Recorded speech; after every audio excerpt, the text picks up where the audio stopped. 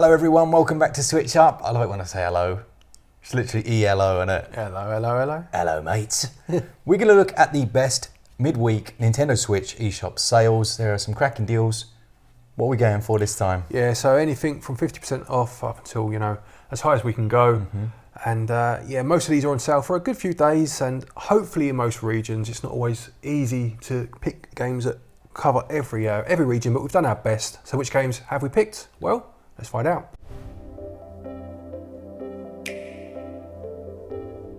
Right, let's start off with Raging Loop then. That's 80% off as it currently stands. This is a visual novel, really interesting one though. Don't let visual novel necessarily put you off. If you just can't get on board with them, then fair enough. But if you're intrigued at all, this is a very good one to start with, because the idea of the story is there's a curse on this town and you are constantly being chased by this wolf, and people are picked to be the wolves and people are picked to not be, and every time the game replays, it's a different character as the wolf, and they're murdering people, so people die, then they come back to life on the next run, and you know what happened the first time and you're trying to prevent it. It's very interesting. It's a great story. You said people are picked to be the wolf. Yeah, basically, there's like a sacrifice has to be made in this town.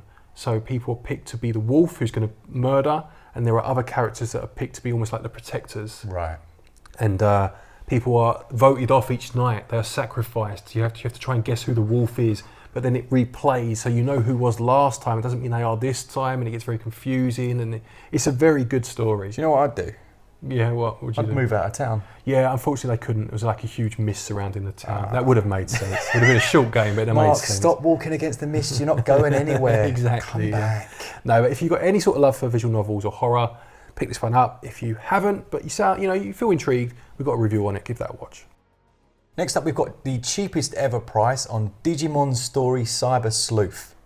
Now, as I understand it, this one has the Digimon collectathon mechanics that you'd find in like Pokemon, but then you have this investigatory element as well. Nice. People love this game. Yeah, I've not played this one, so I can't contribute a lot, but I do love any sort of story that's got a detective angle to it, or some sort of investigation, as you say. This guy is reading all the detective novels at the moment. I've been on a bit of a kick with detective stories, so yeah, that definitely intrigues me. And what's the price at the minute? What we're going for? It's 90% off. You can't go wrong now. Might as well pick it up now then. Yeah, nice. Yeah, it's been so lauded. People love it. So 90% off until May the 15th. Consider picking that one up. Lovely. One that you spoke about recently and then I went and purchased is Citizen Sleeper, 70% off. Yeah, this is a really interesting game. You play as like an android on this space station. You've been taken to this space station, and it's in a time where androids are not treated as human, or they're seen as second-class citizens. You are Citizen Sleeper, and you're trying to get off of this space station because you're being tracked by the company that want to reclaim you. Right. And you're having to do jobs for people and kind of earn credits, and every time you interact with someone, it changes the story or builds your relationship or does something. Feels like, again, part visual novel, I guess, just because it's very story heavy, but also has like almost like an old tabletop feel to it, tabletop game feel to it as well.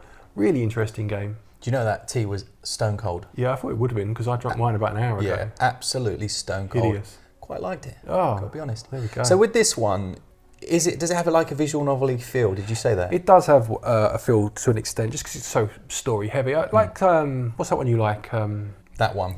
Yeah. That one. Disco Elysium. Disco Elysium. As much as that would feel like a visual novel, because obviously there's a lot of reading involved. Yeah. But the difference here is you're not moving around at the same time. It is all just static images and stuff. Okay. Well, I'm going to have to play a bit more of it then, because that's a cracking one. Access their secrets. We are waiting.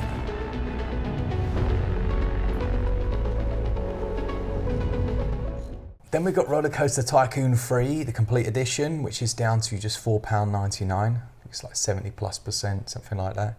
Good game this. I think you reviewed this. I did review this, yeah. So this is one of the ones, if not the one, that took it into a 3D environment from the Roller Coaster Tycoon series.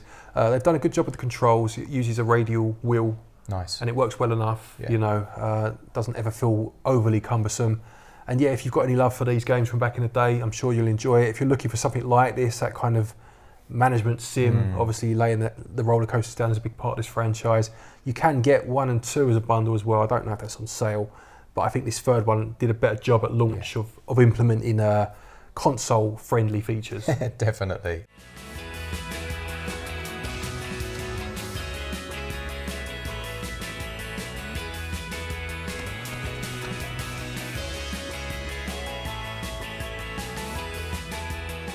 After that, we've got Blasphemous 2. It's nice just to give this one a mention. It has had a few, but it's a Metroidvania spin, really. It pushes it much further towards the Metroidvania side than the classic Souls-like. Good games, really quite unusual, quite macabre, has that real religious iconography that plays through the whole thing. Didn't quite like the artwork as much as the first one. Like, it's funny, isn't it? Sometimes we said this before, less is more. Yeah. This one almost looks too polished. It went big on the cutscenes, didn't it, in terms of like hand-drawn? Yeah. Moved away from that digitised that pixely style. kind of looked cool, didn't it? Yeah, it did. So that one at the moment is down to its cheapest price or matching it. Consider checking that out, and we do have a review of that as well. Now await your arrival. Orospina, the confraternity of embroiderers. Then we've got Dragon Ball Z, Yep. Kakarot. Yep. We have a review on the channel, but neither of us did that. That was Asdin of Grinning Wolf Games who did that for us. I think since I would have liked to have played this a bit more, but it's very well loved. It takes that Dragon Ball Z and its characters and essentially turns it into an open world adventure game. Like it with a massive world, you're like flying all over the place. It's supposed to be really good, this. Yeah, I haven't played this one. I have played Fighters, which is a more traditional fighting game. Yeah. So I've not played any of these more open world ones, but as you say, certainly heard good things. Yeah, and I think this is the bundle that comes with some of the DLC content as well, matching its lowest, so consider checking that one out.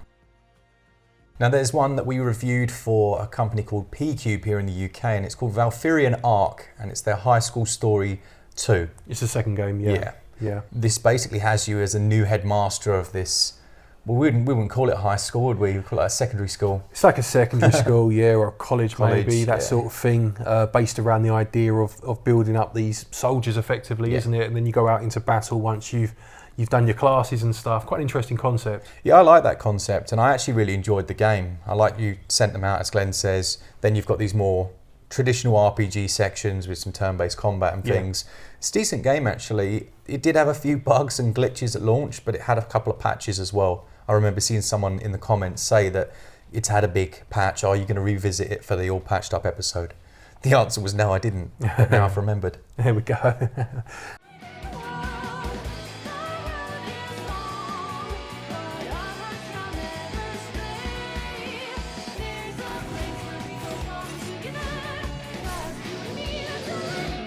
Right, the next one then is Tempest 4000, which is a remake of a classic arcade game.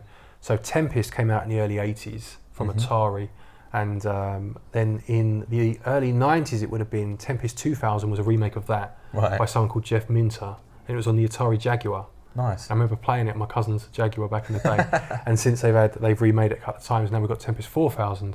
It's a classic like high score chaser where you play as a ship. You're like a claw-shaped ship. Right. Going around almost like a, I don't know, like an octagon or something, shooting like geometric shapes as they come towards you and having to avoid them, survive, you walk to the next level. Classic, you know, like an arcade loop. Yeah. But this has been remade. Very good game, certainly if you love arcade games, and it's 80% off as it currently stands. Lovely. If that one's 80% off, then potentially some of the other Atari classics are. Possibly, yeah. This is a different line. Oh, okay. But Atari in general may have put some more of their games on sale.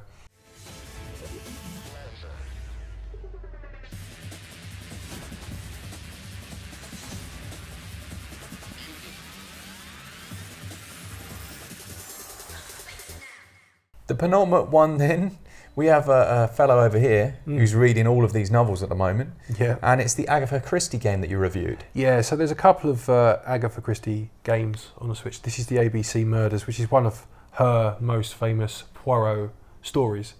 And this is a good interpretation of that story. It stays pretty close to the source material. Yep. Its art style was quite interesting. It goes up almost like a hand-drawn style. You move around each of the locations. So the story is based around a killer that's targeting people whose name begins with, say, the letter A, but they live in a place that starts with A and then B and then C and so on. And then you as Poirot have to try and get to the bottom of it. Yeah, it's done well. You know, you're investigating and picking up clues at the crime scenes and talking to Hastings, your friend and confidant and all that. And no, it's fun. And if you love Christie's work and this story in particular, you can do a lot worse. Is it point and click? Kind of. You control Poirot directly, but then you'll go into points where you'll see like the dead body and it zooms in, and then you're in a bit where you're clicking on certain points of interest and stuff. You know. Okay. Is it voice acted? As far as I can remember, yes. Nice. Yeah. Yeah, I love those kind of games. Yeah. It's good. It is not closed if some questions remain open.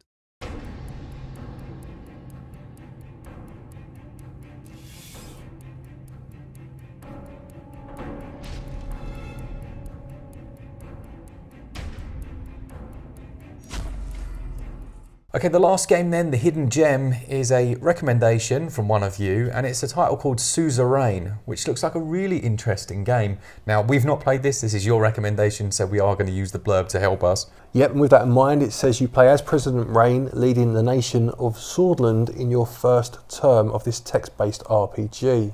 You're trying to navigate things like political dramas that come up, crises that happen within the country. I just like the idea of this. As soon as I saw it, I was like, that looks fun. It sounds really interesting, and like we say, this has been recommended to us. You'd have to be in a certain mindset, I think, to get the most out of it. But when they obviously mentioned it and then we looked it up, it was one of those that immediately you think, yeah, I could have some of that, you know? Yeah, absolutely. So it's set in 1954, where basically the country has just come out of a 20-year-long dictatorship. Yep. Just sounds like it might be quite impactful. For sure. That one is 75% off, and that goes until June the 2nd, so quite a while on that one. Just £3.99? Yeah. Yes, please. Worth a go, innit?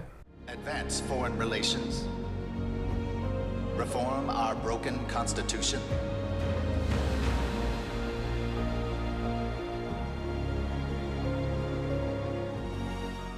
So there you have it, that's 10 picks for our midweek sales video. Let us know if you're picking any of these up or if you've played them, what do you think of them, etc. Stick it all down below. Don't forget, if you're looking for eShop credit to pick any of these games up, you can use our website, switchup.gg, and you can get your eShop cards from there. You get yourself 5% back in cashback if you do so. Lovely. Also, don't forget, he's got a Lego channel called GB Bricks, Yeah. and then I've got a hobby channel about tech and gadgets called Marketech. There's links to those down below. Absolutely, yeah, that'd be nice if you come and join us over there. Thank you to our patrons and our channel members for your continued support, and to each and every one of you for watching our videos. Take care, and until next time, happy gaming.